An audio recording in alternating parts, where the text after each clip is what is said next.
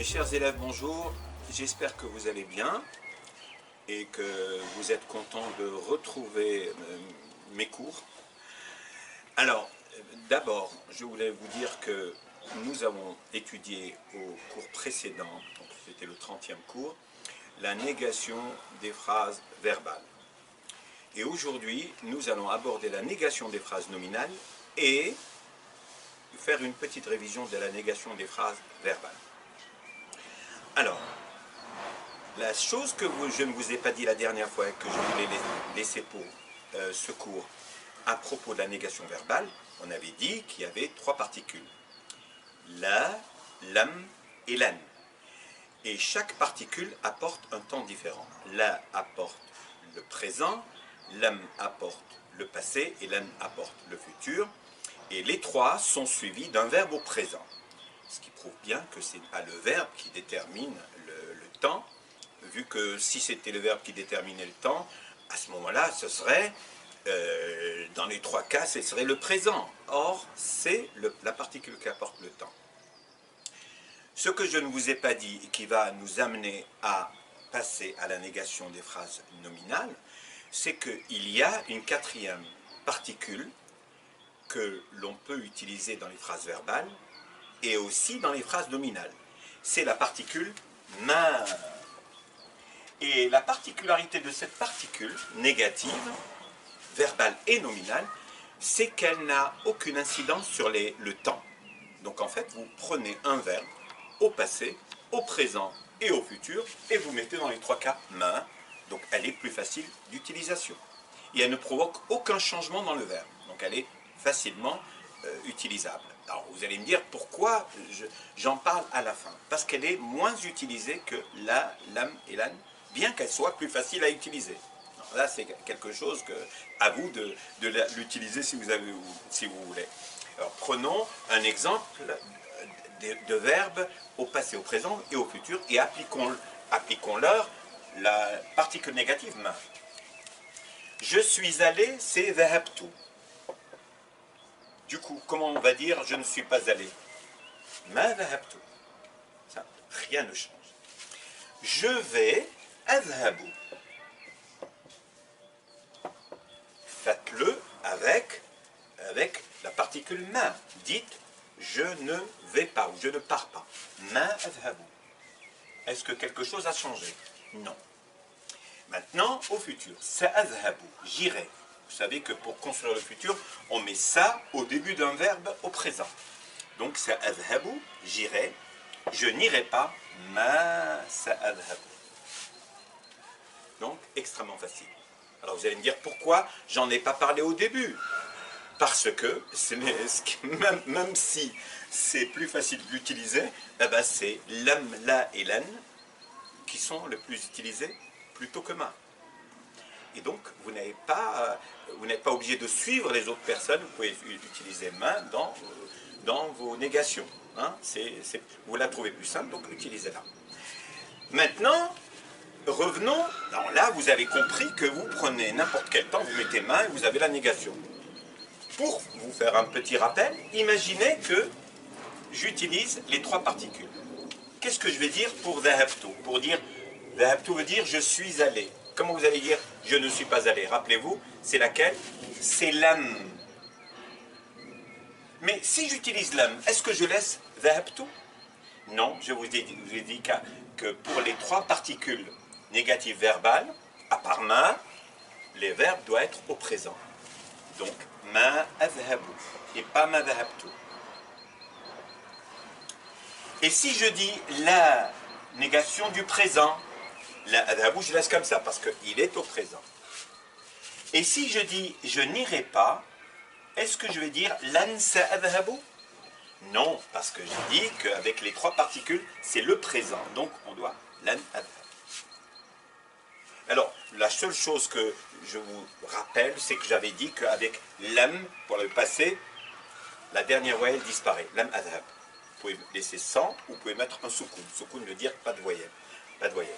Donc la adhabu, donc la ne change rien à la phrase. Et lan, avec lan, la dernière lettre prendra une fatha. Lan adhaba. Donc vous avez ces trois particules avec ma. Ok?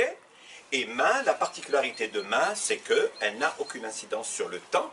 Du coup, vous pouvez l'utiliser avec les trois temps. Ma dhahabtu, je ne suis pas allé. Ma adhabu, je ne vais pas, je ne pars pas. Ma sa'adhabu, je n'irai pas. Donc, ma, particule neutre, qui n'est pas liée au temps, et les trois particules négatives verbales qui sont liées au temps. Voici les quatre seules, et je dis bien seules, particules négatives verbales. Passons maintenant à la négation nominale. Et qui dit négation nominale dit phrase nominale. Donc on va prendre une phrase nominale. Et pour aborder la négation des phrases nominales, on va prendre un exemple qu'on a déjà vu dans nos précédents cours. Je suis professeur, ana oustad. Et on avait dit qu'en français c'est une phrase verbale, vu qu'il y a l'auxiliaire être, je suis professeur. En arabe c'est une phrase nominale parce qu'il n'y a pas l'auxiliaire être. Et on a dit que ça ne pouvait se faire qu'au présent. Au passé et au futur, on a besoin de l'auxiliaire arabe, qui est l'équivalent de l'auxiliaire être français et l'auxiliaire arabe, donc, qui est ken. Donc on n'en parle pas pour l'instant. D'accord? On est devant une phrase nominale. Ok. Maintenant, j'ai envie de mettre cette phrase nominale à la forme négative. Qu'est-ce que je fais? Il y a une manière simple qu'on a déjà vu, qu'on vient de voir dans la négation verbale, la quatrième particule, c'est ma. Et ce procédé est extrêmement facile. Vous prenez la phrase nominale, vous mettez ma avant, vous ne changez rien, vous avez ma ana ustad. Je ne suis pas prof. Prenons une autre phrase nominale, avec une phrase qui n'a pas de pronom, qui a deux noms, ou un nom et un adjectif, par exemple, al-bayt, et cette phrase nous l'avons prise aussi comme exemple dans nos cours précédents, al-bayt, la maison, kabir. Je rappelle que la maison est féminin en français, elle est masculin en arabe, donc ne soyez pas étonnés. Al-bayt al-kabir, vous pouvez dire mal-bayt kabir. La maison est grande, la maison n'est pas grande. Ok? Maintenant, est-ce que c'est la seule manière de mettre une phrase nominale à forme négative? Non. Il y a une particule que je vais mentionner ici et qui doit être conjuguée. Une particule qui se conjugue à toutes les personnes. Eh oui. Donc elle pose problème pour ceux qui ne savent pas la conjuguer. C'est la particule laïsa. Laïsa. Et ça correspond à il. Et si vous voulez la mettre à d'autres personnes, il faudra ajouter des pronoms à la fin. Donc, al-bayt kabir, on va dire laïsa al-bayt kabir.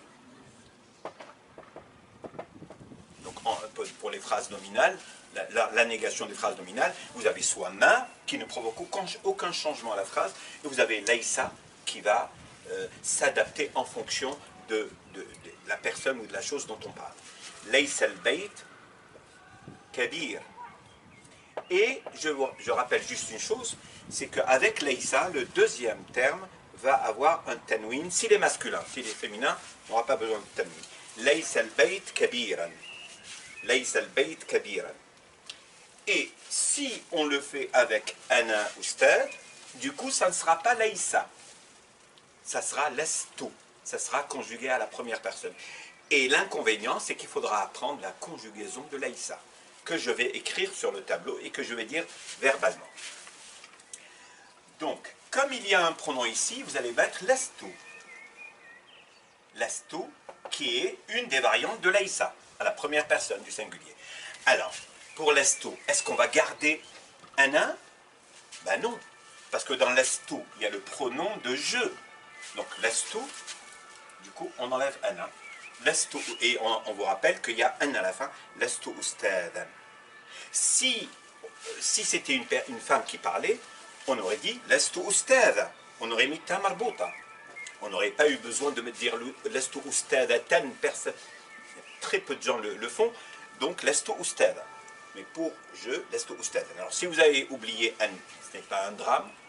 Donc voici ce que je voulais vous dire, et je vais juste finir en vous donnant toutes les formes de Laysa en 1 minute, avant de vous dire au revoir.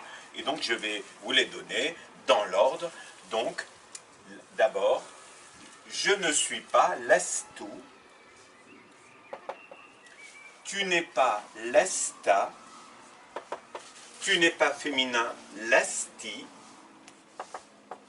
Il n'est pas, donc c'est l'infinitif laïsa. C'est le seul où il n'y a rien à la fin. Elle n'est pas laïsat. Nous ne sommes pas lesna. Vous n'êtes pas lestum. Et ils ne sont pas laïsou, avec un alif qui ne se prononce pas. Laïsou. Voici toutes les formes. Donc pour faire la négation, pour une phrase nominale, vous avez soit main, plus facile, vous ne changez rien, vous mettez main au début, soit laïsa qui est plus utilisé. Alors vous allez me dire pourquoi main est plus facile, moins utilisé, c'est comme ça. Donc vous apprenez par cœur toutes les formes de laïsa, c'est une nécessité, sinon vous aurez du mal à le faire. Nous allons les revoir dans un proche avenir et faire des exercices avec.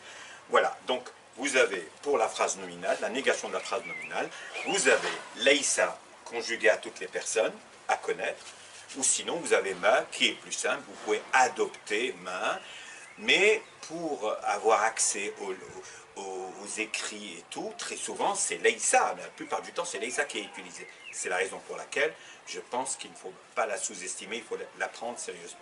Voilà, je vous remercie pour m'avoir suivi et je vous souhaite une très bonne journée et au prochain cours, si Dieu veut. Au revoir. Nous allons aborder aujourd'hui les pronoms arabes. Les pronoms affixes sont largement plus utilisés en arabe. On va dire ya'rifuna ou kallimuka, je te parle.